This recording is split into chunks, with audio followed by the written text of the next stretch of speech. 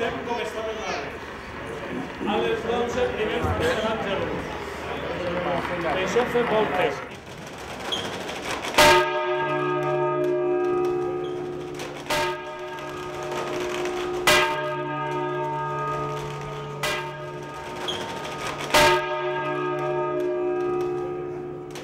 Jaime I subió al trono cuando tenía apenas 5 años de edad, en 1213. Vivió 68 años. Eso quiere decir que su reinado se extendió a lo largo de 63. Jaume I identifica molts castellonencs i castellonenques s'identifiquen en ell, tenim hospital, avinguda, tenim de tot Jaume I, i la universitat porta el seu nom. I la pregunta és, i per què el món islàmic es queda? I no l'expulsen. Perquè a Mallorca els expulsen a tots. Per què es queda? Home, la respuesta está clara. Jaime I sabemos que es un hombre muy mujeriego, que tiene 3 matrimonios reconocidos legales, que tiene 2 de conveniencia, que tiene una gran cantidad de hijos extramatrimoniales. 63 años de reinado supone que ha sido el monarca, el soberano más longevo de toda la historia de la península ibérica, probablemente el más longevo de Europa. Su reinado está entre los 4 o 5 de mayor longitud en la historia de la humanidad.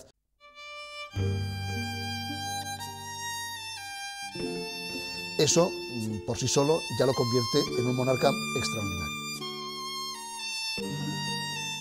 Per tant, sempre hi ha hagut un lligam amb la monarquia aquesta. Són d'un altre tipus que els d'ara, ara són polítics els lligams, llavors no. Al moment en què va decidir conquerir les Illes Balears, va decidir sortir, un dels ports d'on va sortir va ser d'aquí de Salou. Els jueus que hi havia aquí, immediatament, renderen pleitesia a Jaume I, ell els va posar baix la seva protecció i, a més, a l'expedició també hi va venir un grup de jueus.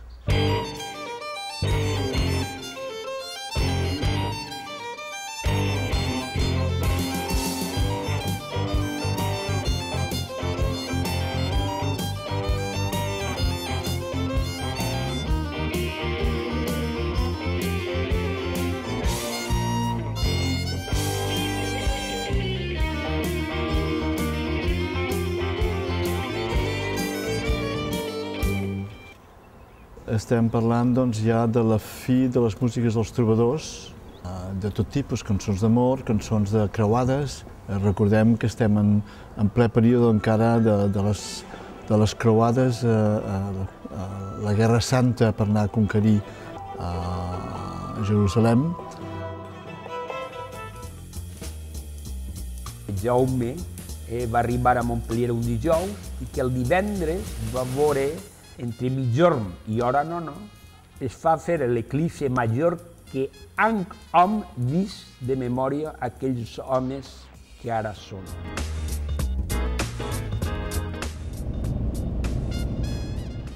No sabem si el rei en Jaume avui sabia escriure. No sabem. I qui ho diu? Que porti la prova.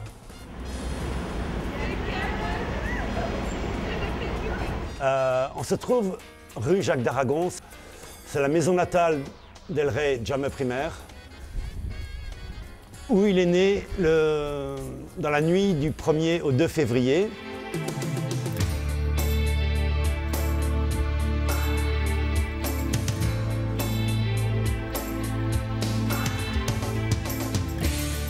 En 1949 fue declarado Monumento Histórico Artístico Nacional y desde esa fecha hasta principios de los años 80 el castillo quedó prácticamente abandonado.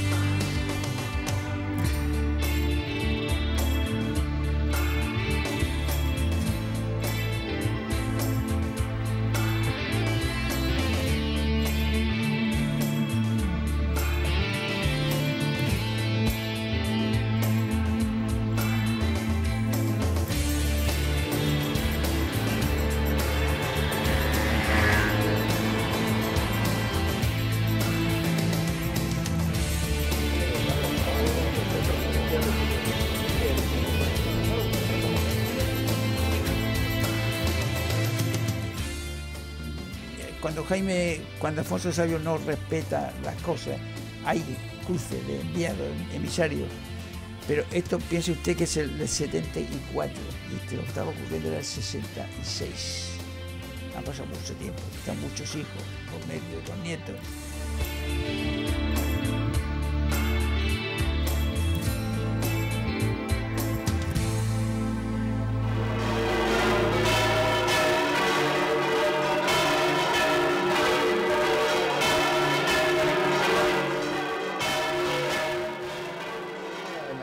El dia després, de l'entrada d'en Jaume, el colp per a la població musulmana hagué de ser molt gran i d'això en la presència del so de les campanes. I tens que estar molt ben documentat i diguem que el que plasmes ahir siga una falla, no desvirtua la realitat, però sí que sempre és un plan socarrona i un plan irònica i monumental, que és el que és en si el monument faller.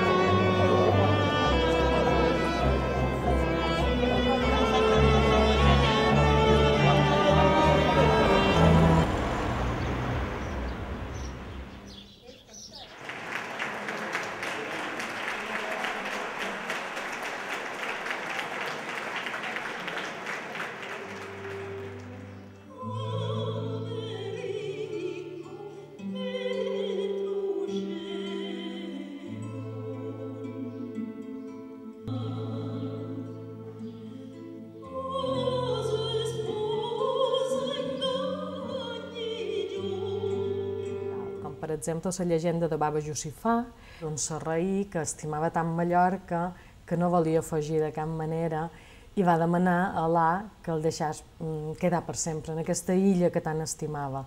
Aleshores es va petrificar.